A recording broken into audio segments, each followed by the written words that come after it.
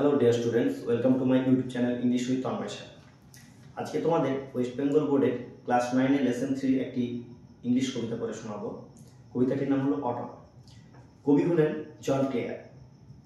এই কবিতাটি কীভাবে পড়ব না, প্রথমে কবিতাটির কবি সম্পর্কে কবি পরিচিতি একটু জেনে নেব, তারপরে কবিতাটির line by line critical analysis আমরা দেখব এবং সবশেষে কবিতাটি কী কী ফিগার অফ স্পিচ ইউজ করা হয়েছে সেটাও দেখে নেব। কবি পরিচিতি, এই জন ক্লেয়ার তিনি একজন ইংল্যান্ডের কবি ছিলেন। তিনি খুব দরিদ্র পরিবারে জন্মগ্রহণ করেন। তিনি একজন কৃষক শ্রমিক ছিলেন। তিনি কাউবয়েরও কাজ করেন, পটবয়ের কাজ করেন। তিনি একটি মহিলা মেরি জয়েস নামে এক মহিলার প্রেমে পড়েন। এই মেরি জয়েসের বাবা সমৃদ্ধশালী কৃষক ছিলেন। স্বাভাবিকভাবেই তাদের সম্পর্ক মেনে নেয় না।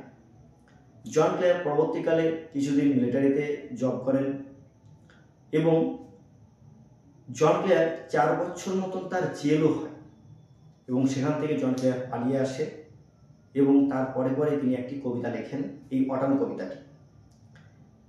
এই কবিতাটির মধ্যে দিয়ে আমরা দেখতে পাবো জন ক্লেয়ারের প্রকৃতির প্রতি যে কি প্রেম, প্রকৃতির প্রতি তার যে ভালোবাসা ছিল সেটা আমরা এই কবিতার মধ্যে দিয়ে দেখতে পাবো। চলো একটু কবিতাটি দেখে নিই।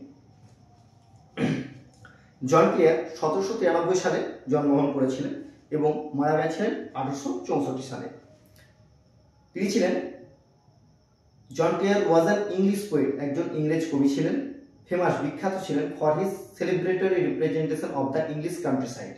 তার যে সেলিব্রেটরি রিপ্রেজেন্টেশন বলতে উদযাপনীমূলক প্রতিনিধিত্ব করার জন্য ইংল্যান্ডের যে গ্রাম্য এলাকায় কান্ট্রি সাইডে তিনি বিখ্যাত ছিলেন। অ্যান্ড হিজ ল্যামেন্টেশন, তার যে দুঃখ, তার যে বিলাপ, এই ল্যামেন্টেশন কথা অর্থ হচ্ছে দুঃখ, অফ ইটস ডিসরাপশন, যে তার যে গ্রাম্য এলাকার যে অবক্ষয়, তার জন্য তিনি কি করেছেন, দুঃখ প্রকাশ করেছেন।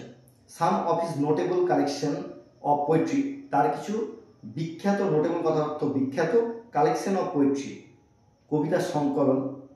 আর কি কি ছিলেন কবিতার সংকলনের মধ্যে, first love, snowstorm, the village minstrel and the other poems etcetera. এই কবিতাটি the following poems represents, the following poem presents a pen picture, একটা লেখচিত্র তুলে ধরেন, of the mellow beauty of autumn, মানে মেলো কথা হচ্ছে স্বাদে গন্ধে ভরপুর এরকম একটা সৌন্দর্যের কথা বলেছে শরৎকালে, অটম শরৎকালের কথা। ইন দ্য কান্ট্রি সাইড, ইংল্যান্ডের যে গ্রাম্য এলাকাতে শরৎকালে যে স্বাদে গন্ধে ভরপুর যে সৌন্দর্য দেখা যায় সেটার কথাই বলেছেন। As this season comes just before winter, যেহেতু এই সিজনটা আসে কি না শীতের আগে। দেখো আমাদের এখানে শীতকাল মানে আমাদের আনন্দ করি, পিকনিক করি, হই হুল্লোড় করি, কিন্তু শীত প্রধান দেশে শীতকালে ওদের ভালো লাগে না, ওদের গ্রীষ্মকালটায় আনন্দ করার একটা সময়।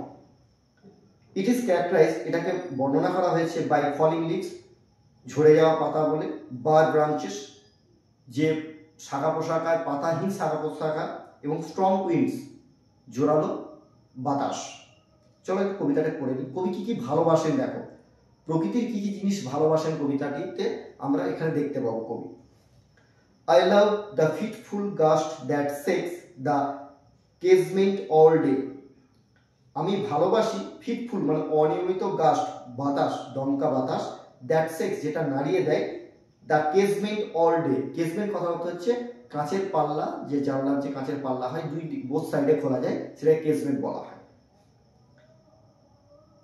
অ্যান্ড ফ্রম দ্য মজি এলেম ট্রি, এবং মজি কথা হচ্ছে শ্যাওলাময়, এলেম ট্রি এক ধরনের ইংল্যান্ডের গাছ, টেক্স তার কি করে নিয়ে যায়, কি নিয়ে যায়, দ্য ফেডেড লিভস অ্যাওয়ে, ওই গাছের যে লিভ গুলো আছে, ফেডেড লিভস বলতে শুকনো পাতা, বিবর্ণ হয়ে গেছে, ক্লোরোফিল নেই আর পাতাতে, ফেডেড লিভস অ্যাওয়ে, উড়িয়ে নিয়ে চলে যায়। তাহলে কি উড়িয়ে নিয়ে যায়, পাতাগুলোকে কিসে উড়িয়ে নিয়ে যায়, এই যে ফিটফুল গাছটে উড়িয়ে নিয়ে যায়। টয়েলিং দেম, তাদেরকে পাক খাওয়াতে থাকে, টয়েলিং কথা হচ্ছে পাক খাওয়ানো, বাই উইন্ডো পেন, এই উইন্ডো পেন জানলার যে ধারে থাকে সেই জানলার দিক দিয়ে, জানলার যে সাইড দিয়ে সেগুলো উইন্ডো পেনের পাশ দিয়ে কি করছে, পাতাগুলো ঝরে পড়ছে। With 1000 others down the lane, মানে ওই সরু গলিতে আরো হাজার হাজার পাতা পড়ে আছে। নেক্সট প্যারাগ্রাফটা দেখো, I love to C the checking twig, আমি ভালোবাসি ওই নড়ে যাওয়া, সেকিং কথা অর্থ হচ্ছে নাড়া দেওয়া, সেকিং টুইগ, টুইগ হচ্ছে সরু সরু ব্রাঞ্চগুলোকে, গাছের যে শাখা পোশাখা থাকে, গাছের পাতা না থাকা যে ব্রাঞ্চগুলো আছে সেগুলোকে টুইগ বলা হচ্ছে। তাহলে আমি ভালোবাসি দেখতে সেকিং টুইগ, ওই যে নড়ছে এরকম গাছের ডালপালা ভালোবাসি। Dance till the shut of eve, shut বলতে সন্ধ্যা নেমে আসার আগে, যে ইভিনিং নেমে আসার আগে পর্যন্ত, ইভিনিং নামার পরেও বাতাস টুইগগুলোকে নাড়াবে ঠিক কথা, কিন্তু কবি তো দেখতে পাবে না, তাই বলছে dance till the shut of eve, মানে ইভিনিং নেমে আসার আগে পর্যন্ত যে নাচ করছে টুইগগুলো, সেগুলো আমার ভালো লাগে। The sparrow on the cottage rick, sparrow চড়ুই পাখি কি করছে, ওই কটেজ মানে যে কুড়ে ঘর, কটেজ মানে হচ্ছে কুড়ে ঘর, রিক কুড়ে ঘরের যে ছাদ মানে খড় দিয়ে যে ছাউনি থাকে সেটাকে কটেজ রিক বলছে। Whose chirp would make believe, যার কিচিরমিচির শব্দ আমাদেরকে বিশ্বাস করাবে that spring was just now flirting by, যে স্প্রিং, স্প্রিং কথা হচ্ছে বসন্ত, বসন্ত কি করেছে না জাস্ট ফ্লার্টিং বাই মানে ছলনা করে বা অভিনয় করে চলে গেছে, ইন সামার্স ল্যাব গ্রীষ্মের কোলে চলে গেছে, উইথ ফ্লাওয়ার্স টু লাইট ফুলগুলির সাথে ঘুম পাড়ানোর জন্য। I love to C the cottage smoke, আমি ভালোবাসি দেখতে কি কটেজ, ওই কুড়ে ঘর থেকে যে স্মোক ধোঁয়া বেড়ায় সেটা দেখতে ভালোবাসি। তার মানে কুড়ে ঘর থেকে ধোঁয়া বেড়ায় বলতে নিশ্চয়ই কুড়ে ঘরে বিড়ি খাচ্ছিল না কেউ। কটেজ রিক, এই যে স্মোক বলতে গেলে যে মানে শীত প্রধান দেশে যে ফায়ার প্লেসগুলো থাকে, এক সেটা হতে পারে, না হলে কবি হয়তো বলেছেন যে যে রান্নার জায়গা থেকে যে ধোঁয়া বেড়ায় সেই ধোঁয়ার কথা বলা হয়েছে। কার মানে কোকড়ানো ছিল, upwards through the naked tree, ওই যে বার নগ্ন যে ফেডেড লিভস পাতা পড়ে গেছে তাই ন্যাকেড ট্রি বলছে, পাতা নাই এরকম গাছের মধ্যে দিয়ে কি হচ্ছে ওই ধোঁয়াগুলো উপরে চলে যাচ্ছে কুণ্ডলি পাকিয়ে, কার্ড মানে কুণ্ডলি, আপওয়ার্ডস বলতে উপরের দিকে। এই যে ছবি দেখতে পাচ্ছ, এই যে ছবি, এই যে কুণ্ডলি পাকিয়ে উপরে ধোঁয়াগুলো চলে যাচ্ছে ন্যাকেড ট্রি। আচ্ছা চলো, the pigeon nestle round the cote, মানে পায়রাগুলো কি করছে না জড়ো হচ্ছে কোট নেস্ট, পায়রার যে বাসার কাছে জড়ো হচ্ছে। অন ডাল নভেম্বর ডেজ, এই যে নিষ্প্রভ, ডাল কথা হচ্ছে নিষ্প্রভ, নভেম্বরের দিনগুলো লাইক দিস এইরকম ভাবেই চলছে। দ্য কক বলতে মোরগ, আপন দ্য ডাংহিল, ডাংহিল বলতে যে গোবর, গোবরের যে গাদা হয় তাকে ডাংহিল বলা হয়। ক্রোয়িং, তাহলে ওই গোবরের গাদাতে মোরগ কি করছে না ডাকছে, ক্রোয়িং কথা হচ্ছে ডাকা। The mill sails on the heath a going, যে মিল কথা হচ্ছে হাওয়া কল, যে হাওয়া কল যে শস্যগুলো ঝরিয়ে নিচ্ছে, শস্য ঝরিয়ে নেওয়ার পরে যে ভুসিটা থাকে রিমেনিং অংশ সেটা করে একটা স্তূপাকার ধারণ করছে। The feather from the raven's breast, মানে র্যাভেন বলতে দাঁড় কাকের বুক থেকে ফিদার পালক পড়ছে, কোথায় পড়ছে, falls on the stubble lea, stubble কথা অর্থ হচ্ছে যে ফসল কেটে নেওয়ার পরে যে রিমেনিং অংশটা পড়ে থাকে, দেখবে ধান কাটার পরে বা গম কাটার পরে যে রিমেনিং অংশটা মাটির সাথে লেগে থাকে সেটাকে স্টাবল বলা হয়। লি কথা অর্থ হচ্ছে কভার্ড কিছুটা এরিয়া, মানে ঘাসে আবৃত কিছু ভূমিকে বলছে, ওর উপরে পড়ছে, তাহলে কি ওই স্টাবল লিয়ের উপরে পড়ছে ফেদার, ওই দাঁড় কাকের পালকগুলো পড়ছে। দ্য অ্যাক্রন, অ্যাক্রন কথা অর্থ কি, ওক গাছের ফল, near the old Kroos nest, ওই পুরনো কাকের বাসার পাশে ওই অ্যাক্রন গাছের ফলগুলো পড়ছে।